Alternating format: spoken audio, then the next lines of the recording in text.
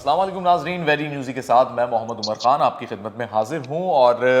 पाकिस्तानी मुआशरे में एक अजीब सी तब्दीली देखने में आ रही है और वो है अदम बर्दाश्त। यानी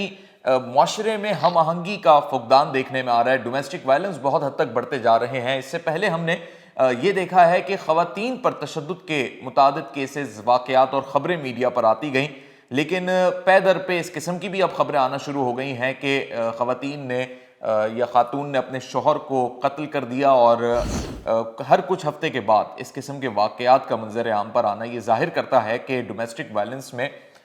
ये जो एक शिद्दत पसंदी आ गई है, अदम बर्दाश्त और इखलाकी और तहजीबी जो हमारे इक़दार थे वो अब खोते जा रहे हैं हम, और मुआशरा जो है वो एक बिगाड़ की जानिब बढ़ रहा है। इसी हवाले से हम गुफ्तगू करेंगे क्योंकि गुज़िश्ता दिनों भी एक बड़ा ही नाखुशगवार वाक़या पेश आया। 2 दिन कबल एक वाक़या पेश आया और दोनों वाक़यात में मुमासलियत ये है कि खातून ने अपने शौहर को कत्ल किया। यानी चंद हफ्तों पहले सदर के इलाके में, कराची में एक वाक़या पेश आया और ख़ातून ने अपने शौहर के टुकड़े कर दिए थे। उसकी बॉडी के पीसेस मिले उसके घर से जब, और फिर वो बड़ी मुतमईन थी वो खातून, और वो वीडियो वायरल भी हुई। और 2 दिन पहले जो वाक़या कराची के इलाके शाह फैसल कॉलोनी में पेश आया, तो 9 बच्चों की ये पूरी एक फैमिली थी जिसमें बाप था, माँ थी और 9 बच्चे थे उनके। लेकिन खातून ने अपने शौहर को कत्ल कर दिया, यानी 9 बच्चों के बाप को कत्ल कर दिया। और पुलिस ने खातून को हिरासत में भी ले लिया है और अब तक जो तहकीकात हुई उससे मालूम हुआ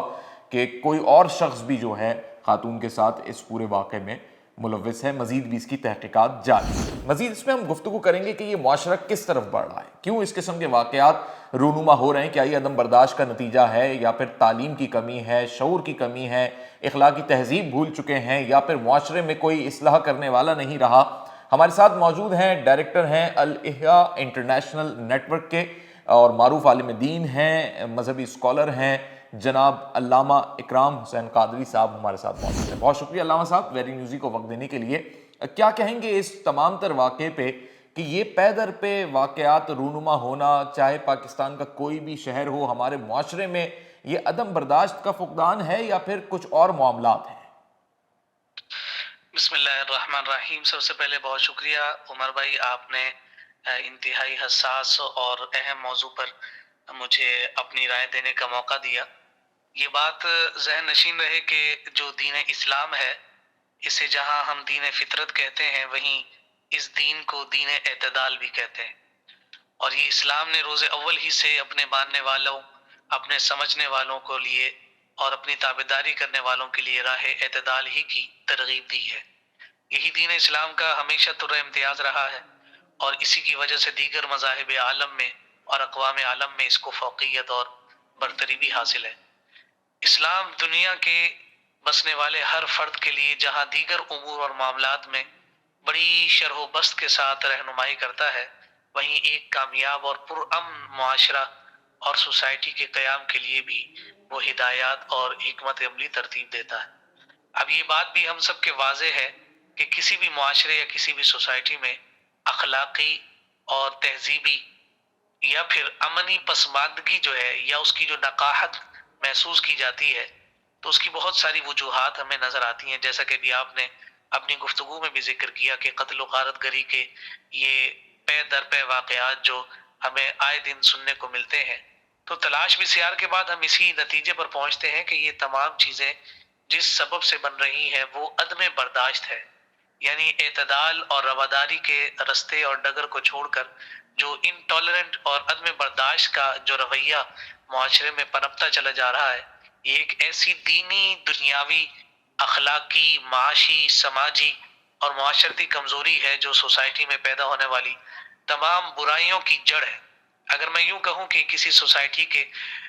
बदअमनी का शिकार हो जाने के बुनियादी असबाब में से अगर कोई बोन ऑफ कंटेंशन है, तो वो यही इनटॉलरेंट बिहेवियर है जिसे आप अदम बर्दाश्त कहते हैं। और ये हम देखें कि दीमक की तरह मुआशरे की जो साख्त है और इस्लाम की तालीमात की जो साख है, उसको कमजोर बनाने वाला ये मर्ज है। अभी जरूरत इस अमर की है कि जब हम ये जान गए हैं कि मर्ज क्या है, तो अब इस मर्ज की वजूहात पर नजर करनी चाहिए और फिर इन वजूहात के तदारुक के लिए हमें कोशिश करनी होगी कि आया किन اسباب کی وجہ سے یہ عدم برداشت کا جو رویہ ہے یہ معاشرے میں بڑھتا چلا جا رہا ہے اور بدسکونی بد امنی جو ہے وہ بڑھتی چلی جا رہی ہے. پھر اس کے بعد ہمیں اگلا اسٹیپ یہ لینا ہوگا کہ ان وجوہات کا تدارک کیسے کیا جائے, انہیں کس انداز میں ایلیمینیٹ کیا جائے تاکہ یہ معاشرہ دوبارہ سے سکون اور سلامتی کی جانب جائے. ٹھیک ہے علامہ صاحب, یہ بھی لگتا ہے کہ اکثر و بیشتر جو یہ واقعات ہوتے ہیں جب ان فیملیز کو دیکھا جاتا ہے یا پھر جو لوگ اس کو ارتکاب کرتے ہیں ان جرائم کا,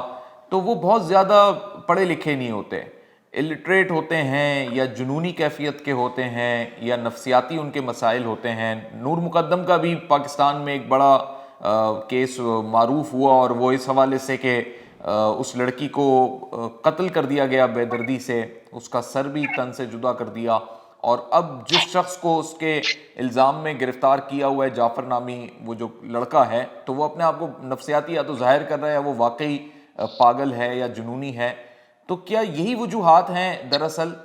کہ ہم اپنے معاشرے کی کاؤنسلنگ نہیں کر پا رہے اور معاشرے یا شعور نہیں دے پا رہے یا تعلیم یافتہ نہیں بنا پا رہے, تو لوگ جو ہیں اس قسم کے واقعات تک پہنچ رہے ہیں؟ جیسا کہ آپ نے ابھی ایک مثال دی, ایگزامپل دی نور مقدم کیس کی, تو وہاں پر بھی جو نفسیاتی پہلو تھا, جو سائیکولوجیکل جو اسپیکٹ ہے وہ ہمارے سامنے آیا, اور اس کا سامنا جب ہم کر رہے ہیں تو وہاں پر سارا کا سارا وہ ایک نفسیاتی مریض کی کیفیت ہمارے سامنے آ رہی ہے, اور یہی بات کورٹس میں بھی ڈسکلوز کی جا رہی ہے کہ اس نے یہ عمل جو ہے اس مجبوری کی بنیاد پر کیا ہے کہ وہ اپنے آپے میں ہی نہیں تھا اور وہ ایک نفسیاتی مریض ہے. لیکن سوال یہ پیدا ہوتا ہے کہ ایسے شخص کو کہ جس کے پاس مال و دولت اور ثروت اور آرام و آسائش کی کسی چیز کی کمی نہیں ہے, لیکن اس میں یہ عدم برداشت اور انٹالرنس کیوں آئی؟ تو وہی ساری بنیادی وجوہات ہیں جو میں نے آپ کے سامنے عرض کی کہ باہمی جو کمپٹیشن ہے, قناعت پسندی کا نہ ہونا ہے, اور اس طرح کی جو دیگر چیزیں ہیں. ایک اور بڑی اہم وجہ ہے, اگر آپ مجھے اجازت دیں جی تو جی میں اس جانب بھی توجہ کروں کہ یہ ایک ماڈرن ایرا ہے, یہ جدید ٹیکنالوجی کا دور ہے, گلوبل ولیج ہے, اور اب تعلیم اور تربیت کا جو سلسلہ پہلے ماؤں کی گود میں ہوتا تھا یا گھروں کے بزرگوں کے ہاتھوں میں ہوتا تھا, اب وہ تربیت جو ہے میڈیا کے ہاتھ میں چلی گئی. صحیح. بچہ اسکرین پر جو دیکھتا ہے,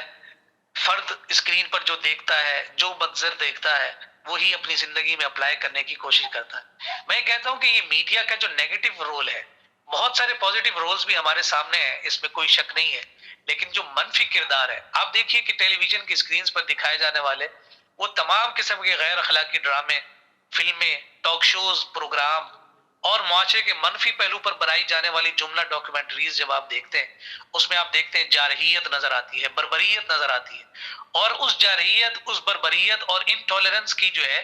مختلف طور طریقے دکھا کر معاشرے میں پہلے سے موجود ان نفسیاتی مریضوں کو اپنا مرض بڑھانے کا موقع دیا جا رہا ہوتا ہے کہ بھائی ذرا دیکھو کہ تم اپنی بربریت, اپنی جارحیت اور اپنے دل کا جو ہے وہ بغض نکالنے کا یہ طریقہ بھی اختیار کر سکتے ہو. اور پھر اس کے بعد آپ دیکھیں کہ ایسے مذموم مقاصد کے لیے آپ کو بہرور افراد ہر دوسرے دن مل جاتے ہیں, اور انہیں ایک نیا حوصلہ ملتا ہے کہ ہاں اچھا یوں بھی کیا جا سکتا ہے. تو میں اس بات کو بھی وجوہات میں ہی شمار کروں گا کہ ہمارے میڈیا کو بھی اپنی ذمہ داری کا خاص طور پر مظاہرہ کرنا ہوگا کہ اپنی ڈاکیومنٹریز میں خاص طور پر اور ڈراماز میں جس طرح کی جو ہے کہانیاں دکھائی جا رہی ہیں, آپ دیکھیے کبھی آپ کو نظر آتا ہے کہ جناب دیور کا اپنی بھابھی کے ساتھ کوئی جو ہے ملن اور رشتہ قائم ہو رہا ہے, کبھی جو ہے وہ ایک سسر جسے باپ کا درجہ دیا گیا ہے وہ بری نظر سے اپنی بہو کو دیکھ رہا ہوتا ہے,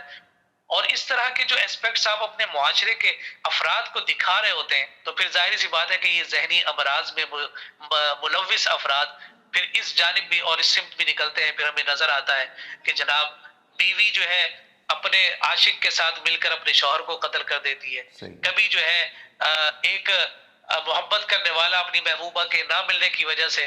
جس سے اس کی شادی ہونے لگتی ہے, اس شوہر کو جا کر لڑکے کو قتل کر دیتا ہے. جو چیز آپ دکھا رہے ہیں پھر وہ پریکٹیکلی جو ہے ہمارے معاشرے میں اثر انداز ہوتے ہوئے نظر آ رہی ہے. اس پر بھی ہمیں ضرور غور اور فکر کرنا چاہیے. بہت شکریہ علامہ اکرام حسین قادری صاحب, آپ نے اپنا وقت دیا اور جن نکات کو آپ نے ہائی لائٹ کیا, یقینی طور پہ ان چیزوں کو پورے معاشرے کو سوچنا ہوگا اور میڈیا کو بھی اس میں اپنی اصلاح کرنی ہوگی.